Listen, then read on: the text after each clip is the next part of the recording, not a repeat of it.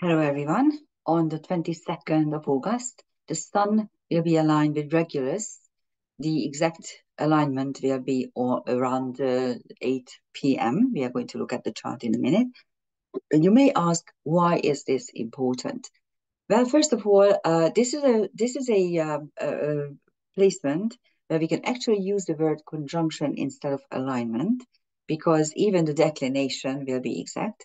So Regulus is on the ecliptic, so it will be exactly conjunct with the Sun, conjunct the Sun. And whenever the Sun is aligned or conjunct with a bright star, an important bright star, you will be able to understand and download, so to speak, the energy pattern of that particular star. Think about it. The Sun is our central star, and all these fixed stars up there are also stars. So this is a star conjunct star energy, and because the Sun is ours, our personal highlight, and all the other stars are out in the universe, you are able to download universal energies. And of course, the whole constellation of Leo is linked to sovereignty, reign, how a sovereign is behaving, what kind of sovereign the person is, from ranging from the true great king to the tyrant, anything there. And there are stages where we learn how to become the ruler. And Regulus is the alpha star, so it's the star where it is the world. Let's put it this way: it's the higher dimensional world where true kings are being fabricated, created. Let's put it this way. Okay, let's take a look at the chart, the London chart. So it's the alignment will be exact. By the way, Regulus moved into Virgo in around the millennium, so in year 2000, and it takes 2200 years for a fixed star to move a whole sign, 72 years to move one simple degree. So it's really quite slow. And at the moment, the position of Regulus is Virgo 0 degrees 8 minutes, and the Sun will be at 0 degrees 8 minutes on August 22nd at 1939 London time. It will be on the horizon, going down on the western horizon. So it will be at that particular moment. And as you can see, there are some highlights in the London chart. First of all, the ascendant is at 0 degrees Pisces. There's this traffic jam at the descendant with Vesta, Sun, and Trans-Pluto. The vertex, which is the point of no free will, is conjunct Astrea, the asteroid of karma breaking. So that's interesting in the London chart. And also Venus is now separating from Astrea.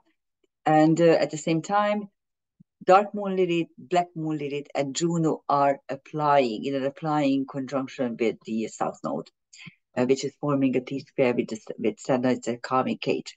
And on the IC, there's the Mars Jupiter conjunction. Jupiter exactly conjunct the IC, and Mars is now separating from that. So that's the London chart, the London energy pattern.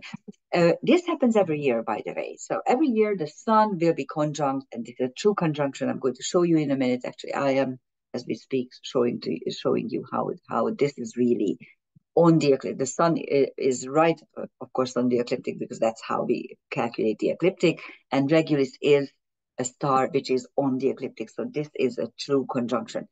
This happens every year. So it's not such a big deal, but every time the Sun is aligned or conjunct a fixed star, you are able to download the energy pattern of that particular star. And in this case, it is rulership, it is sovereignty that you can learn on the 22nd and even on the 23rd, because we give a 1 degree orb to this. So here's constellation Leo, and as you can see, it really looks like a lion. And the Regulus is exactly on the Sun. So this is a Cazimi. It's a Sun Regulus Cazimi. Regulus is in the heart of the Sun. This is the strongest possible placement. with this sun conjunction. A lot of things are at either the end or the beginning of the signs.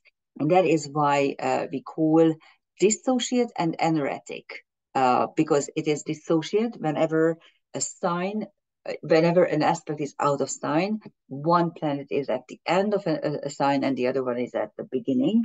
And these could be the tightest aspect in a horoscope or in your own chart, but they still don't work the way they are supposed to work, simply because the energy pattern is different. Because when you take a look at the aspects, there are two things that you need to consider. One is the orb.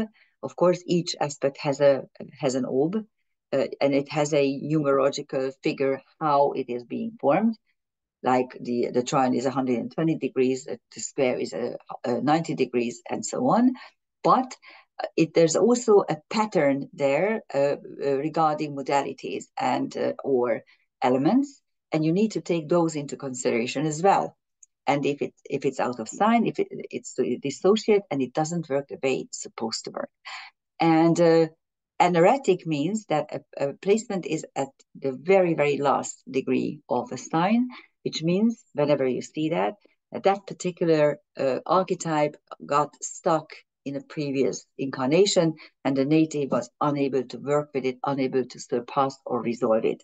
And as you can see, we have Vesta and Neptune and Lilith in such position, that this being stuck. The rest of the things are at 0 degrees, or actually dark moon is at 2 degrees.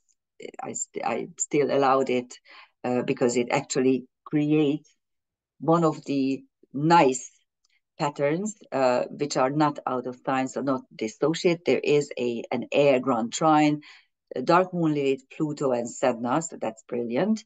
But the rest doesn't really actually work properly. Here's a T-square, for instance. Actually, it's a grand cross with ascendant, descendant, Sun, Vesta, Sedna, and Lilith, but it is out of sign because Lilith is in Scorpio. So this is a square. You can see how a dissociate square works, which is not a square energy in energy patterns, because Scorpio is a water sign and Pisces is also a water sign. So this is a square which is quite tight, but at the same time not really functioning as a square. So you can actually go ahead and take a look and try to assess how these things work, and you will learn a lot if you do that. Okay, there are some prominent transcendental celestial objects. Again, they are color-coded. Magenta or purple is for asteroids. They are the personal karmic energies. Blue ones are TNOs and centaurs. They describe our karmic wounds. And fixed stars are higher dimensional worlds where we can learn things or regenerate. There are asylum or university where we learn something either or we heal. On the Sun Vesta descendant conjunction, we have Buddha of course, or enlightenment, and Hungaria. We Hungarians, we are carrying this energy. And Sila Nunam, the TNO that describes the earth and the sky and how to reconcile the two. And of course, Regulus on the sun, which is Alpha Leo. That's the reason for this particular video. On the ascendant, you have Damocles, which is a Damocloid, not a. It's actually a funny thing. It's not an asteroid and not a TNO. It's a Damocloid. That's a separate entity. It's still in blue. And of course, Damocloids are all dangers. They carry dangers. It's on the ascendant. And you might remember that the asteroid Astrea, which is the karma breaker, is spot on the vertex, which is the point of no free will.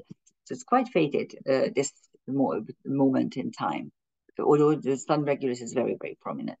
Actually, Neptune still has Sheat, the healing word for suicide victims. Sedna has the Pleiades, which is the home of the creator goddess. And on asteroid Lilith, you have Heracles, the hero, Erato, the muse for erotic poetry, and Sato, a TNO, which describes toxic emotions. And on dark moon Lilith, you have Eros, creation through desire, and the supergalactic center, which denotes the karmic dilemma of nothing is ever enough. There's the karmic cage that I was talking to you about. Let me put this a little bit less big, and you may be able to see it more better, more properly. Ceres, which is now retrograding, is exactly squaring the nodal axis. This is how a karmic cage is created. At the apex, Ceres describes a number of things. This is the first asteroid which actually was elevated into the status of dwarf planet. So now it's a dwarf planet officially, but it is linked to nurturing, the nurturing principle, mothering, the mother issues, also your home, your family, your homeland, your nation, and all kinds of food things related to food and diet and eating, also eating disorders. So that's there. And we are at a crossroads, truly speaking, where they want us to eat all kinds of insects and all kinds of stupid things instead of eating proper food. And they are killing agriculture everywhere, while Bill Gates is buying huge portions of land. So these should alarm you, really, how the one of the richest man on earth is buying agricultural land, and at the same time they are killing agriculture. Why are they doing this, you might ask? And this is a crossroads where we can decide whether we are going to tap into whatever we brought in from previous incarnations, and whether or not we are learning to fight what's due for us, what is ours, for our rights, for our property, and so on. And the transcendental objects are highlighting the same issues, because on the North Node you have Laocoon. He was the Trojan who said to the king that he actually suggested that the king should not allow the horse into the Trojan capital, and that's the horse that the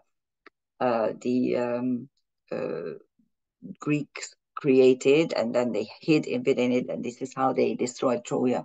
So it's Laocoon. And on the North Node, that's on the North Node, sorry. On the South Node, you have Veritas, truth.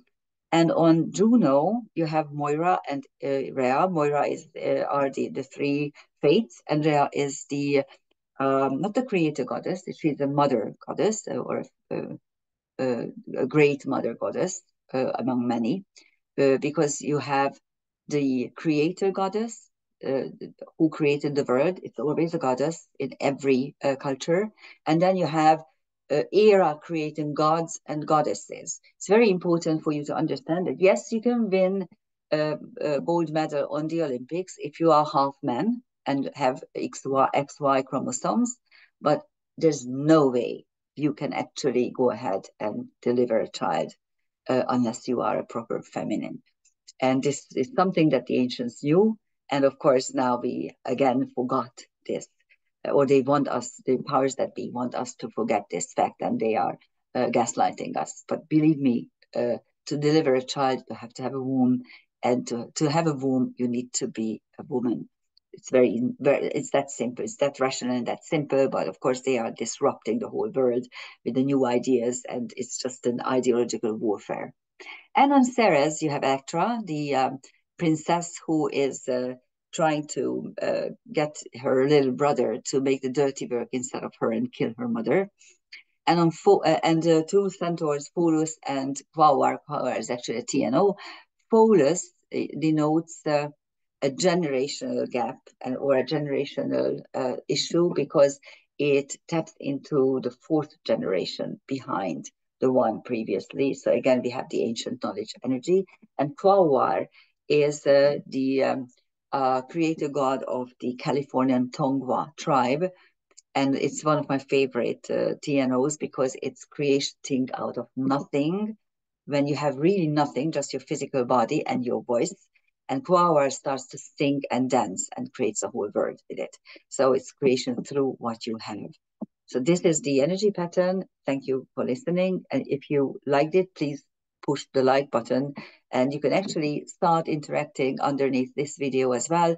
The more we interact, I just learned, the more the algorithm is picking it up. As you can, if you know my channel, you know probably that I'm halfway in Hungary, so I live basically in Hungary and in London as well. And I have a much larger audience in Hungarian. I create most of my videos both in English and in Hungarian. And the difference is really stunning. So if you have me to promote my English versions, I would be grateful. Thank you for listening. Bye-bye.